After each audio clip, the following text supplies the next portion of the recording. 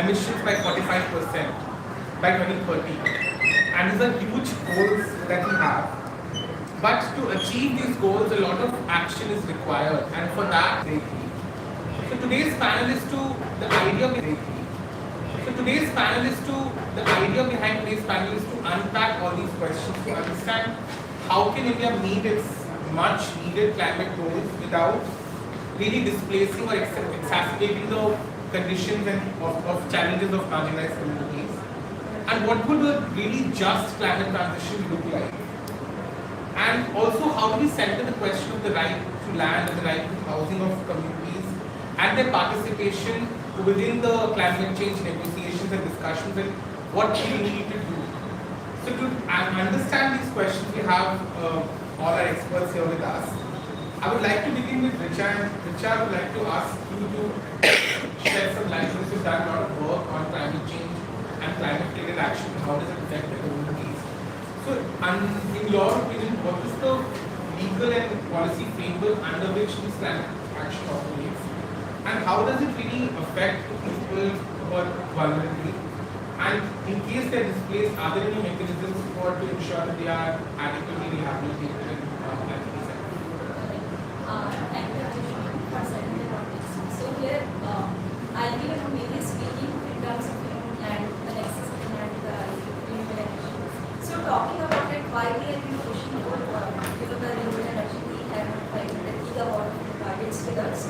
So as you see in the last 10 years, when we commit under the climate Paris Agreement, so far we have been able to just get 50% of the installed capacity. We still have the more 50% in the coming 5 years. So if you see, there has been a stronger push of expanding the RE energy, and for the RE we need a huge amount, right? When we talk about the solar and the wind. So as per the estimate by the CW study, it says that the amount of land which is being required in order to attain this ambitious target is 5 to 6% of Indian land use. So coming from that, so now what the thing is, every state will have their own RFQs. So in order to maintain this, they have to expand the RE expansion in their own states. So in the same, if we talk about how the laws and the policies are aligning, aligning in terms of the expansion of the RE. So we have like almost all states in India have the RE policy, except the 4 states which do not have the RE policy. So all these states, if you talk about the laws, right? So they all talk about so first of all, when we talk about these RE policies, the very first thing that they talks about the typology of land, where they just mention 2 categories. So one is the government and one is the private and the patta land. So this is one category. Like they, in a kind of way, in all these policies, they create the all-land approach in a very linear way, talking about just government and private land, however we have different classifications within the government land also. For example, we have lease land and other lands. So that's one kind of, we see that all these policies they talk about the land and a linear approach.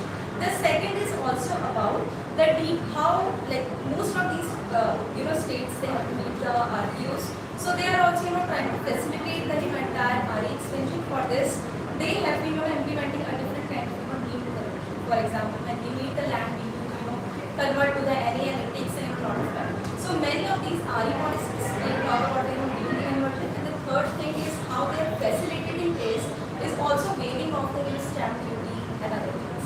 So these are some of the ways how they are coming up, how to expand the RE, how to expand the RE in each of these states. And almost all, we did a study on almost all the RE policies in India. They shows that almost 21 and 24 states, they talk about deemed conversion. So it seems that they are they want to facilitate the RE in a way that the deemed conversion is there, then they are waiving off the stamp duty. The third thing, when we are talking about the laws, right? So all these RE policy, in order to facilitate it, they talk about the leasing. The leasing is one of the mechanisms to procure the land. So however, when we talk about the law, very few states, like I think count to 3 states, Andhra is one of them, Odisha is one of them, which mentions about the law in their RE policy. However, all other states, they don't talk about law, or they don't talk about any other procurement method other than leasing. So picture. So the very first thing we need to understand the concept. So in the leasing, the very first thing is, let's say it is the leasing of the government, right? So by assumption it is made that it is rupees 1 per acre for many of the states, which assumes that there are no de facto rights. However, when we talk about community who are dependent on these land, right? So there the whole question of community, the marginalized community who are dependent on these land, mainly the tenants, the landless who are robbing, or who may be a sharecropper or something. So they all together missed out in this whole mechanism when we are talking about the government land. Also when we are talking about the private land. So in the leasing we have we don't have the valuation in place. It's completely the onus of the developer what the leasing rate should be. And also there is no signed agreement between the landowner and the tenants. And we know the status of India that the tenancy is it's very practical and it's there in the state. It's ranging from if you see the states like many of the states has the tenancy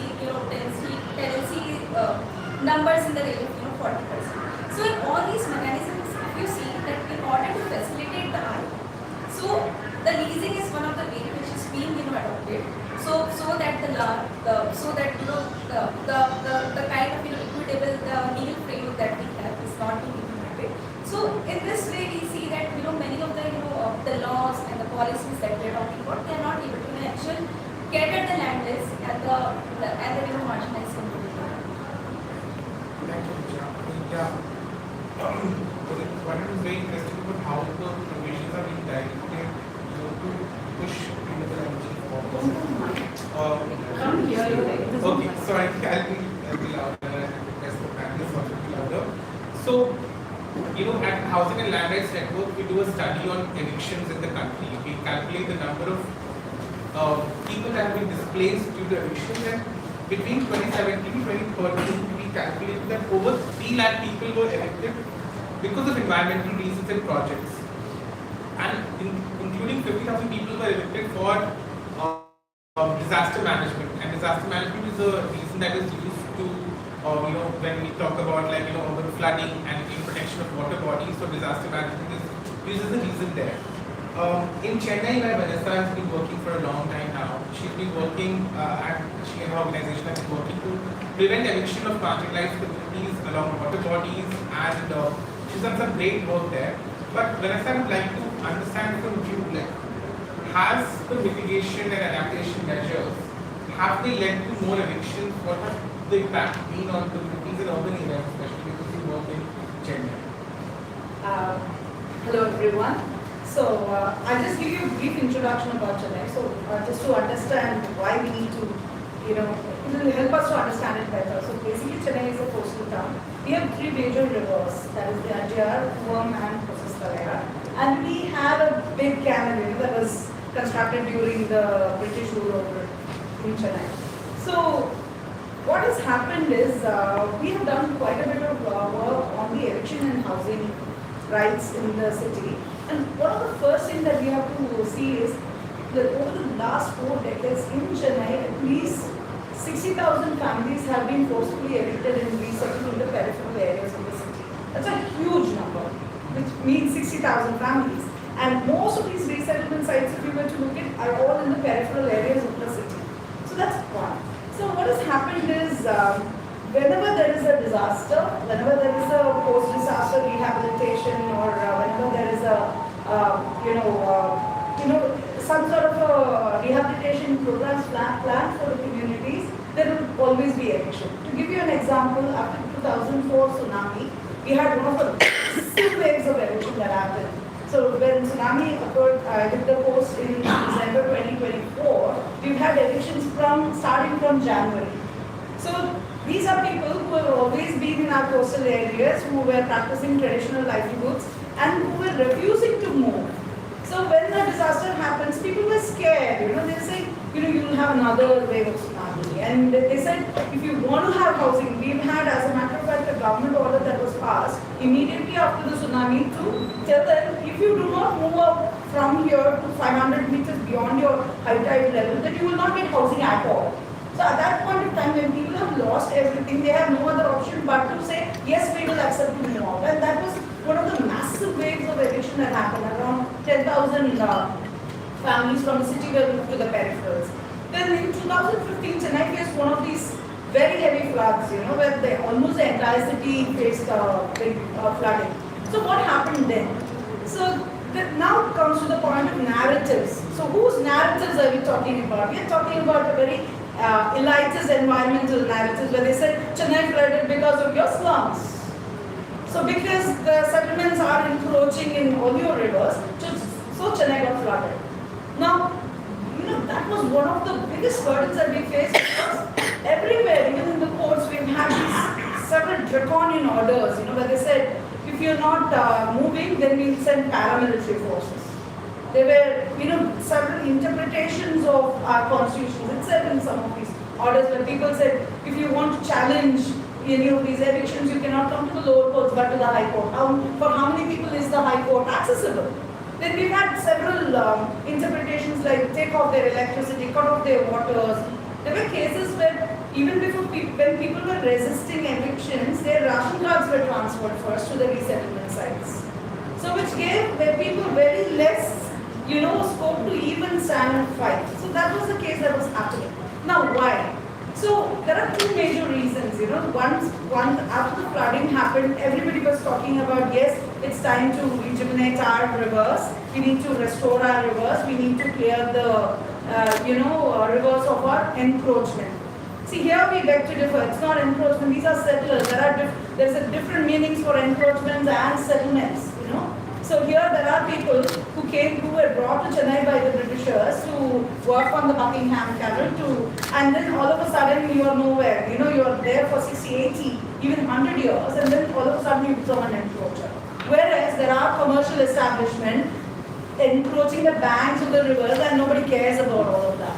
So why is it that Chennai flooded only because of this? Why don't we talk about poor management of drains? Why don't we talk about better, connectivity in terms of water flow? Nobody talks about all of that. Then people are criminalized. So we were not able to get even any public support for these causes. Now why do we need to talk about this? See, there are a couple of things that I would like to say. There is scope of regularization. Why don't we talk about it? There is scope of inclusion of settlements. So when we are, talking about these river restoration programs, when you're talking about post-disaster, why are the people's voices not included? It's always a top-down approach. So when we looked at the Poem River Restoration Program, for example, there was a scope to minimize resettlement, but it was not taken because there was no consultation. I'll just give you three statistics. After 2015 floods, 95 settlements were evicted from Chennai to the peripherals. Out of the 95, processes like social impact assessment and resettlement action plans were evolved only for 5. Why those 5? Because they were funded by external funded agencies. It was a mandatory thing to take up social impact assessment, so it was carried out. So out of the 95, only in 5 there were social impact assessment. Okay, second, 88% of all the evictions were carried out in the middle of the academic year. Even now, as we're speaking today in Chennai, our team is grappling with, putting children, re-enrolling kids back in school. So most of the evictions, 88% of the evictions were carried out in the middle of the academic year. And there was no consultation whatsoever. There were very few examples where there were consultations or, where people were asked, where do you want to go? Otherwise it was all arbitrary. There were evictions that took place during rains, there were evictions that took place at midnight, there were evictions that took place where there were more police than the residents in the settlements. So there were, these were the kind of evictions. Now the two things that I would like to talk here, highlight or flag off here is, there are river restoration programs carried out across the country. Do we hear the voices of the people? Is it inclusive? Can we not look at a place where people are not excluded, but instead of disenfranchisement, why don't we have people included? Instead of criminalizing them, can't we not talk to them? So that is the first thing that I wanted to talk about. Second thing, there is absolutely no legal safeguards. The scope of LAR does not extend to these kind of evictions and resettlements. So do we not talk about a policy framework for the communities? Because when we challenged the court, they said, this is a policy decision of the state government. You need to talk to them. So do we not work on a policy level? Second. The third thing that I want to talk about, change the narrative. See, today everywhere these informalities seems to be illegal these days. So why don't we change the narratives? I think that is one of the work that we do, is to ensure that the narratives of the communities are heard. So despite these 95 evictions where we failed to protect communities, there were instances where we could, at least in the last few years, we were able to negotiate for proximate resettlement, which was a kind of a deal. But all those happened because there were communities who were able to stand and fight against it. But otherwise it was only for communities who had better access to the politicians or better access to media or better access to civil society agencies, they got a different deal. Whereas when communities, as number as 20 families or so, they were not able to get anything at all. So it was a very discriminatory kind of a rehabilitation process that was carried out. It's very true. In fact, in Delhi also similar evictions are happening.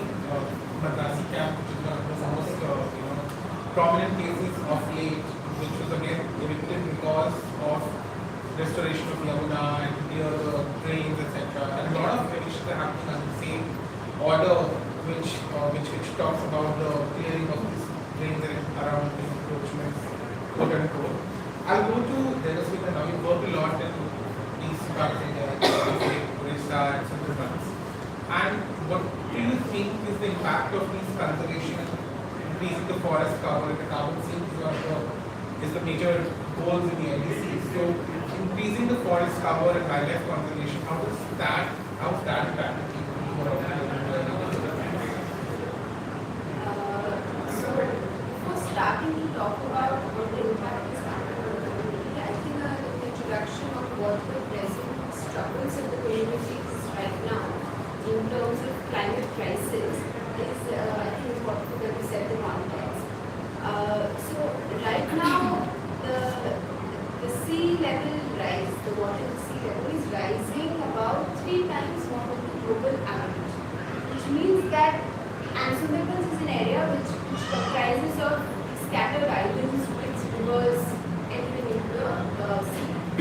So one of the main challenges for people right now who are near the banks is submergence. This combined with an increase in the number of cyclones and floodings, and this is happening almost every other year. So in this context, when we are talking about conservation programs that are set by especially the government, they comprise of 2 kinds. One is concretization of the embankments. So right next to the river you have embankments, and so that apparently stops the water from flowing. And the other is extensive mangrove plantations. And this is something that, of course, the mangrove deforestation will also happen because both the state and the people. And now there is extensive deforestation of mangrove. So when we're talking about carbon sink and there is the whole clean carbon credit and everything, one of the very popular ways of looking at it is to go for mangrove plantations. But what we're seeing on the ground is most of these, we are very aggressive when it comes to deforestation. But if you follow the same aggression when it comes to afforestation, then nature doesn't listen to us, and our activities. So we see that most of these plantations that are not staying beyond certain meters high. So that's one way of failures that we can see when we are trying to beat our previous activities by trying to do whatever. So this is something that we see now in these 2 main conservation efforts. Where does the community lie? The community is battling with a series of issues, as I mentioned, with submergence of land, with the regular destruction of their houses, and regular inundation of their agricultural land. Now, in this, there's in August 2025, there is a new proposal which again got approval from both the center and the state, and also the National Board of Wildlife, that the reserve forest, there's a tiger reserve over there, is going to be expanded so that it becomes the 2nd largest in the country. So now if we break this more, how are the mechanisms there, how is it working out. So presently the tribalism that already exists, it is working on 40% capacity of manpower and almost zero finance. So in this situation now, when we are trying to increase the reserve forest cover, and they have mentioned that no people are going to get evicted, so there won't be any land loss for people, or there won't be any displacement. But here we kind of need to understand what does land access mean to the people here. So one is personal land, where they have their house, they have their agricultural land, but they also have their right to access commons and their right to access forest. Now to access forest, they usually do it for two purposes. One is for their own consumption of fish, because their daily nutrition is dependent on catching fish regularly from the river and consuming it. And this is mainly done by the women from all the households, because the men are off to the fields. This and along with that, there is a huge population for fisher folks. So fishing is their main source of livelihood. So now already in the present reserve forest area, the fisher folks are not allowed to enter. So there is a vast section of people who have lost their livelihoods, who haven't had any source of compensation or any method of support from the government, that okay, because of reserve forest areas, we are now helping you out and supporting you so that you can transition through your livelihood, because you have to change it. If you're not able to access, then you obviously have to change your livelihood. So there's migration.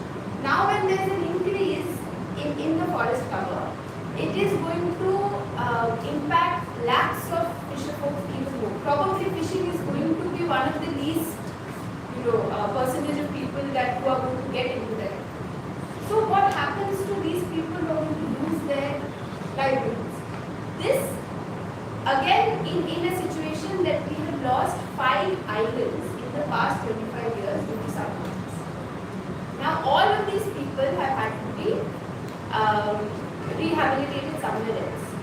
The rehabilitation again will not follow any kind of formal rules, because see, there's a natural calamity and hence, or there's a tsunami or there's a flood, and that's why there's there's submergence is one way.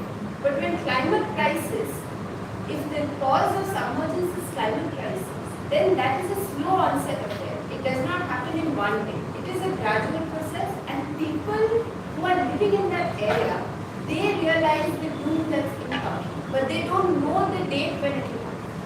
So if we follow the same rules of rehabilitation for a sudden disaster to that of a slow onset climate crisis affected event, you cannot place them under the same umbrella.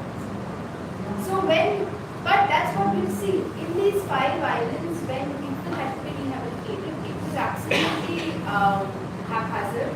People were just shifted from one place to another. Many were not compensated enough obviously, and many of them have lost land. So there has been mass scale migration. So in this whole scenario, when we're thinking about conservation methods, I think the perspective was never all on actual ecological restoration or any policies that help through the transition. And when I go to this, I work with the communities, so I regularly go and talk to them. And one of the methods that we all probably talk about is resilience building. But when I go and talk to the community and I talk to them about resilience building, the question they ask me is that we are resilient already. We've been fighting this climate and this ecology for the past 100 years, 150 years, 200 years. But how much